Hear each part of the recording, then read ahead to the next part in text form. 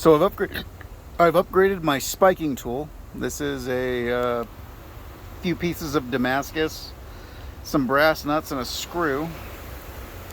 So basically it sits in my hand like this and I can write on things. It's also for probing things for science, opening key rings, anything I can just scratch.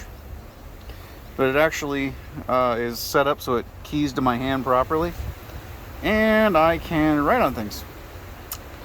But yeah, it's a couple of pieces of Damascus I had left over. I got bored and I had a couple extra bucks, so I picked up a tap and die. I tapped this out. I'm gonna talk to the guys in the shop tomorrow and see if I can use a prick punch in a heavy surface. You know, it is what it is. I mean, it's everything from opening people to items. But this is, yeah, it's just a scribe tool. It lives in my pocket. You can see from the different colors. And here it's actually tempered pretty hard at the tip. If I break it, I'm pretty sure I've got worse parts of the day. But yeah, basically it just sits on top of my hand. I can grab a hold of it and good to go.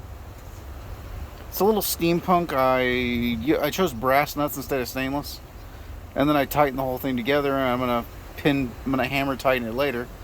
So yeah, that's I've been carrying the scribe piece, this long chunk of steel, around for a few weeks. Now it just kind of hooks in my pocket like a knife, and yeah, ta-da! Fancy things that I play with. Yeah, it's one of those ones where it's like, you know, it's probably 80 bucks of Damascus with a couple extra pins added into it, and it just kind of hooks into my hand, holds up, and I can write on things. I'll scribe on something later, but yeah, I did a stabilizer on the back, which is also the belt clip.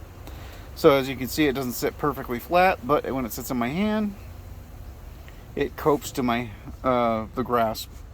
I don't know. I was left alone to my own devices and came up with